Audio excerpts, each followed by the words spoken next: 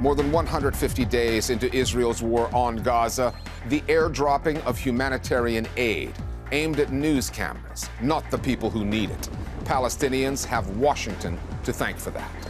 Next door, in el-Sisi's Egypt, what's taking place in Gaza is testing the bounds of political dissent and crimes against memory, the taking of a people's history and culture and erasing it.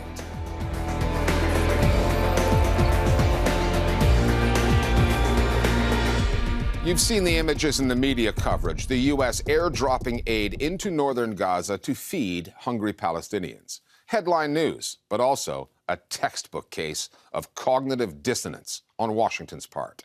Dropping food while continuing to provide Israel with bombs to pulverize Gaza. What makes the starvation there different is that it's deliberate. Israel is manufacturing this famine. It has systematically attacked what little aid gets through. Last week, more than 100 Palestinians who lined up to get some flour to cook with were slaughtered by Israeli troops. Israel's response to that atrocity was straight out of its misinformation playbook. Deny, then blame Palestinians, then accept limited responsibility. We've seen it so many times before. What is unprecedented, though, is the scale of what is now unfolding in Gaza. The hunger, the mass killing, the rewriting of the map, and the gulf between what is happening on the ground and the obsolete narratives coming out of the White House and the mainstream news media has never been bigger. The U.S. airdrops into the Gaza Strip are pure theater. U.S. military planes making the first airdrop to Gaza. The U.S. has been supplying thousands of tons of goods to the Gaza Strip, but those have been high explosives. And to then claim that somehow this is ameliorated by 38,000 meals ready to eat is quite obscene, to put it politely. But that is what it has come to. The United States of America, a superpower, is unable or too afraid of the political consequences to force its relatively tiny ally, Israel, to allow humanitarian aid into Gaza to feed starving Palestinians. Now resorting to airdrops that create the impression of urgency, the illusion that the U.S. is willing to go to extraordinary lengths to save Palestinian lives. Today, the United States airlifted 24.5 metric tons, or more than 54,000 pounds, of UN humanitarian supplies to provide. It was more performative than practical, and had more to do with feeding news outlets imagery that suggests that America cares, than getting Palestinians the food they need to survive.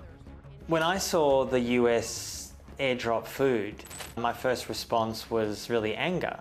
It was horror that this is apparently the best the US can do. Who is the superpower here? Is it the US or Israel? There is no place that's safe. There's no place where you can find reliable food, where people can get shelter. Gazans are exhausted, angry, and scared, and do not buy this argument that the US is suddenly caring about them by airdropping a handful of food. People have compared these scenes to the Hunger Games, and for good reason. Airdrops is something you use in otherwise inaccessible geographic locations, a mountaintop, the middle of the jungle. What the US has done is provide less meals than would have fit into a single truck. And the reason that these trucks aren't getting into the Gaza Strip is because there's a policy decision by Israel, fully endorsed, supported by the United States, to starve these people into submission. So the Biden administration is essentially doing the least effective and most expensive method of getting aid to people that need it, because Israel simply won't concede to any American pressure on this one relatively simple point. And there is something dystopian about these airdrops and about the way that they pit people against each other. I'm directing the U.S. military. As if the airdrops aren't absurd or insulting enough, the Biden administration has now proposed building a port to deliver aid by ship. That would cost billions, take months to construct, while aid trucks are already parked on Gaza's doorstep. Currently, on the rare occasion when a truckload of food actually makes it into northern Gaza, this happens. The Flour Massacre in Gaza City, in which at least 112 Palestinians lining up for food were killed by Israeli forces. Israel then deployed its Hasbara, its disinformation machine, to pump even more fog into the war zone. A mob ambushed the aid trucks, bringing the convoy to a halt.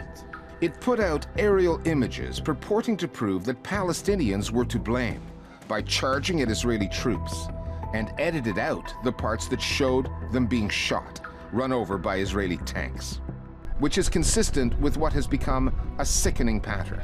As one human rights NGO, Euromed Monitor, put it, the Israeli shooting of starving Palestinian civilians receiving aid has become a regular practice.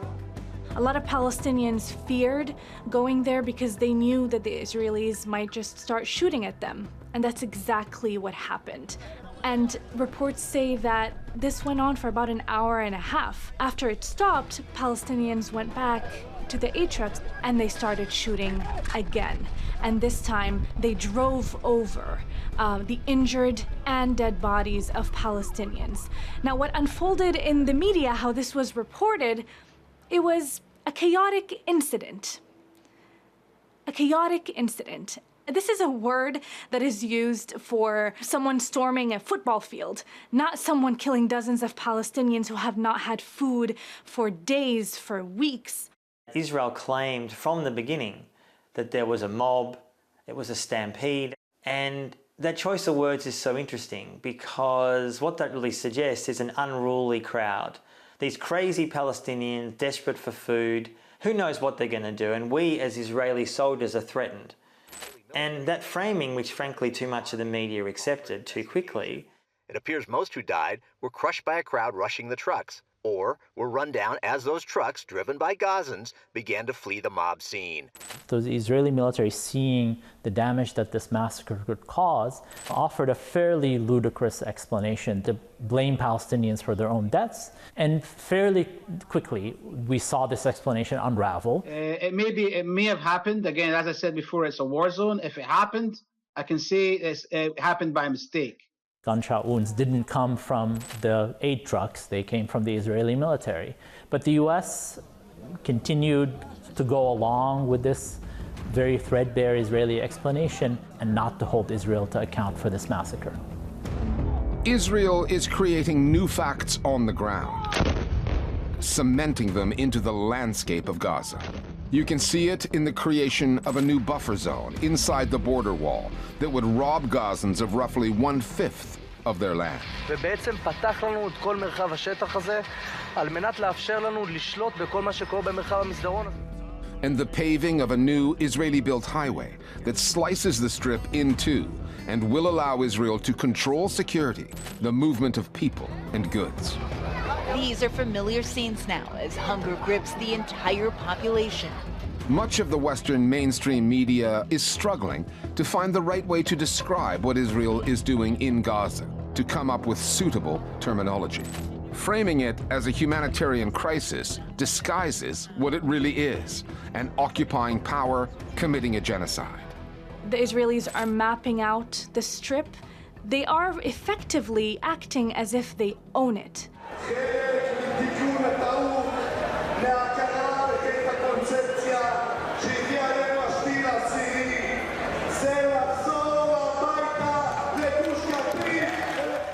They're trying to sell it as this place for Israelis and for Zionists specifically to come and live in.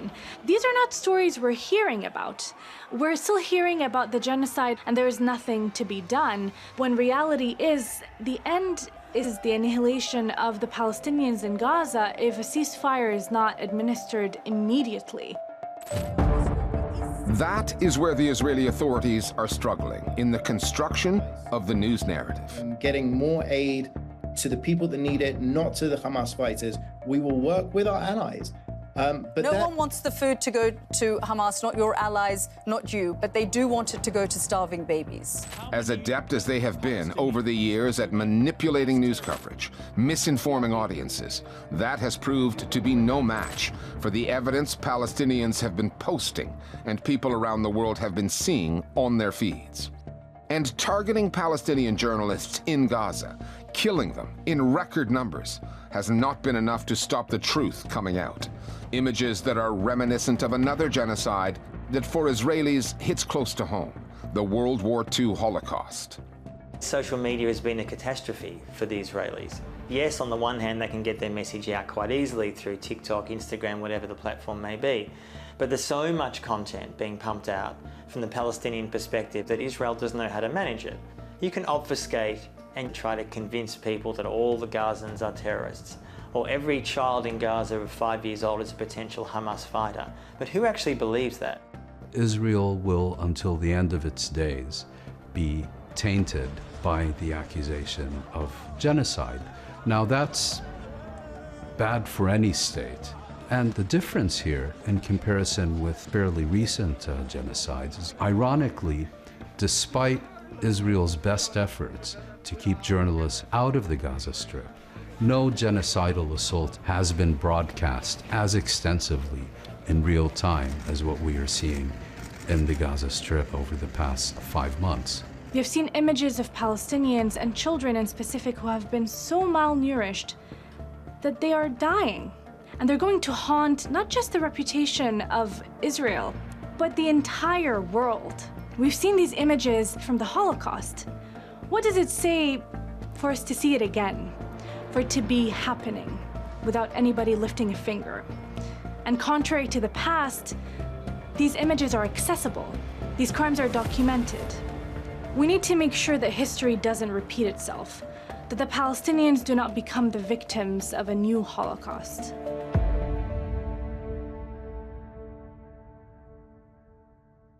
To Egypt now, where journalists in the capital staged a daring protest over Gaza, pointing fingers close to home, and where the president's loyalists in the media have had to work overtime. Meenakshi Ravi is here with the details. Ever since Israel launched its assault on Gaza, the war has been a delicate subject for President Abdel Fattah el-Sisi and, by extension, the country's media. The chasm between the public outrage against Israel and Cairo's ambiguous approach to the war has led to censorship of news coverage and suppression of public protest. The exception is the Egyptian Journalists Syndicate. Multiple demonstrations have taken place. The latest last Saturday took aim at Arab governments.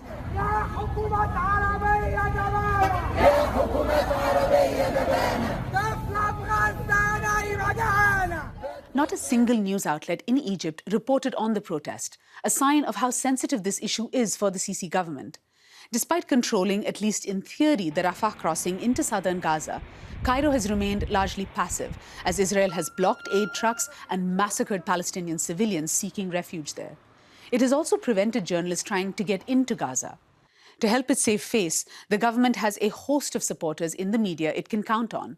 Here's how some of them described progress on the delivery of aid last week. أطنان من المساعدات، يعني عندك من المعبر شغال وعندك من الجو كمان، شغال على الاثنين. إسقاط 45 طن من المساعدات الإنسانية المصرية في شمال ووسط قطاع غزة بمشاركة الأشقاء الإماراتيين والأردنيين والقطريين وأصدقائنا الفرنسيين. With the risk of an Israeli invasion of Rafah driving Palestinians over the Egyptian border, we can expect to see the propaganda and the policing of dissent go up a notch. Thanks, Meena.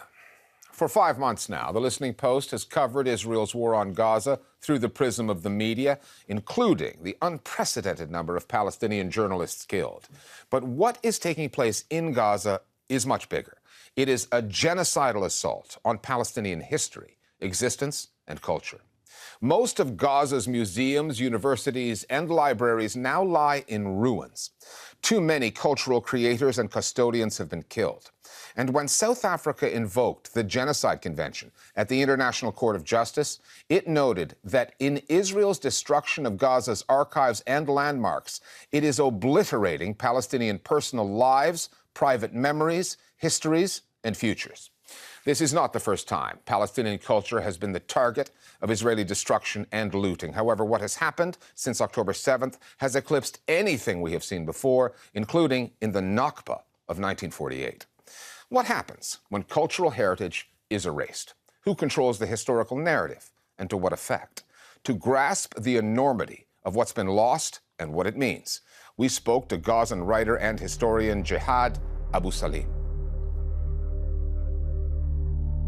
To understand the scale of destruction in Gaza today, one needs to understand the nature of the war Israel has launched against Palestinians.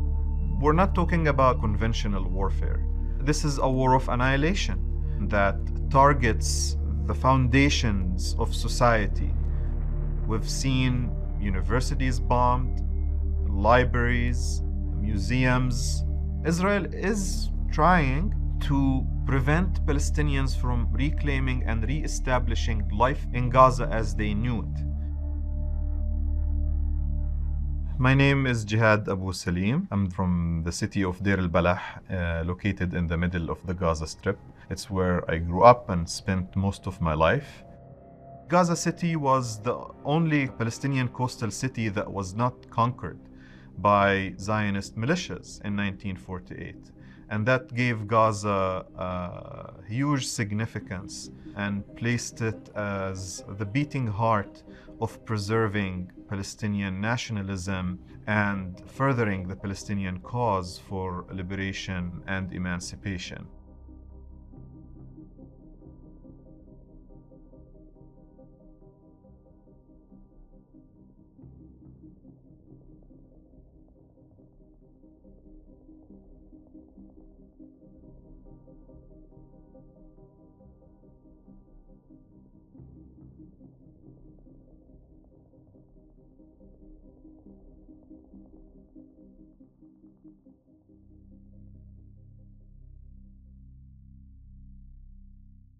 By destroying universities, museums, libraries, and archives, Israel seeks to make our memory, whether it's collective, institutional, inaccessible. It's an assault on continuity.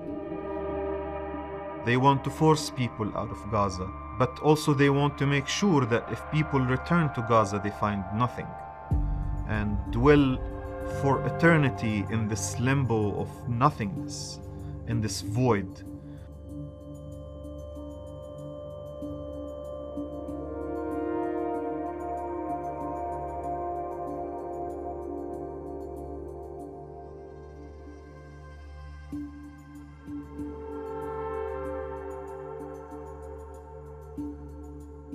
Gaza's old city with its mosques like el-Umari or a church like the Church of Saint Porphyrius testifies to Palestine's complex and multifaceted history.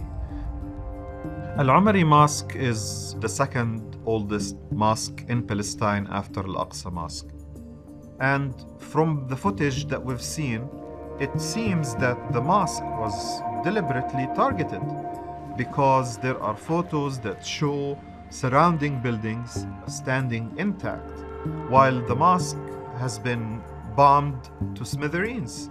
So Israel is trying to impose a rupture between the present and the past, and of course the future. And destroying an iconic structure like el-Umari Mosque is just part of that effort. The goal of targeting Gaza's archives is to make it impossible for people to rebuild and reclaim what has been lost. We did not only lose historical documents, but also land deeds, land registration, infrastructure plans and schemes. Now we hear all these reports of people going back to their neighborhoods and being unable to recognize where the street that they lived on was located, where their homes were. And they think that by destroying institutions or archives or looting museums, they can destroy Gaza as a place and therefore prevent people from returning there or re-establishing their lives.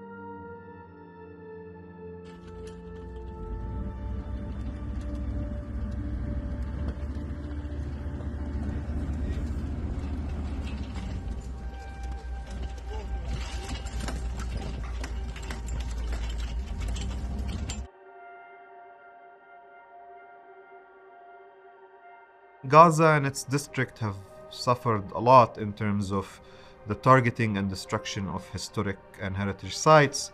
After 1967, after Gaza became under Israeli occupation, Israeli Defense Minister Moshe Dayan built an entire infamous career, in addition to being a war criminal, of looting artifacts from different parts of Gaza and Palestine and storing them in his own home.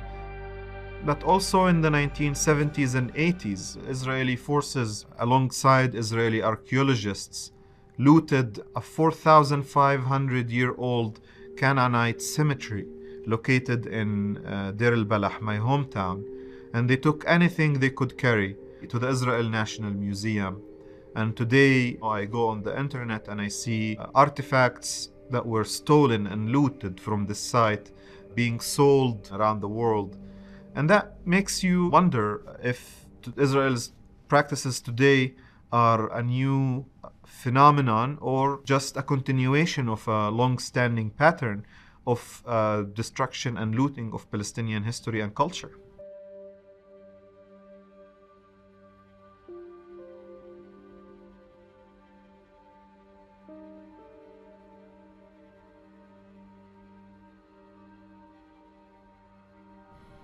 In this war alone, Palestinians in Gaza have lost towering figures in their society who shaped and defined the cultural and scholarly life in Gaza. And if there is one individual that captures the essence of this city and what it stands for, it's Rifat al-Hariri. If the lions do not have their own historians, the history of the hunt will always glorify the hunters, will always glorify the occupier. Rifat was killed while he was sheltering with his sister and her children. Before he was killed, he received a phone call from an Israeli officer warning him that they're after him. He was killed, his sister was killed, the children were killed, and his brother was also killed. I'm an academic. Probably the toughest thing I have at home is an expo marker. But if the Israelis invade, if they target us, charge at us, open door to door to massacre us, I'm going to use that marker, throw it at the Israeli soldiers, even if that is the last thing that I would be able to do. He was an important professor and a writer and a poet whose impact transcended his personal work to shaping and molding of a generation of English-speaking Palestinians in Gaza who mastered the art of telling their stories. But we've also lost a large number of cultural and literary figures, and of course many academics. This is an assault on the people who create meaning in society and who create the language that helps people understand and reflect on their reality. Israel knew what it has been doing and continues to do by attacking and going after our cultural and literary and intellectual figures. But Rifat, like Gaza, is an idea, and ideas don't die. Bodies can perish, cities can be destroyed, but the ideas that they stand for, the principles and the values, these are things that do not just vanish into thin air. They continue to exist and to inspire people for many years to come. Back to where we began, the crisis of aid in Gaza. A key factor in this, the accusations the Israeli government made in January against the biggest source of aid in Gaza, the United Nations Relief and Works Agency, UNRWA. When Israel alleged UNRWA was harboring Hamas fighters, too many Western news outlets, foremost among them the Wall Street Journal, simply bought the story. The U.S. and multiple other governments then pulled their funding, despite the ridiculously scant evidence that Israel provided, starving UNRWA of the money it needs to help Palestinians. The EU and Canada have now announced they will resume funding. In Canada's case, that will take time, something the people of Gaza simply do not have. Of all the crimes against journalism since October 7th, the way the UNRWA episode was reported is one that will weigh heavily on the conscience of the journalists and news editors involved, or at least it should. We'll see you next time here at The Listening Post.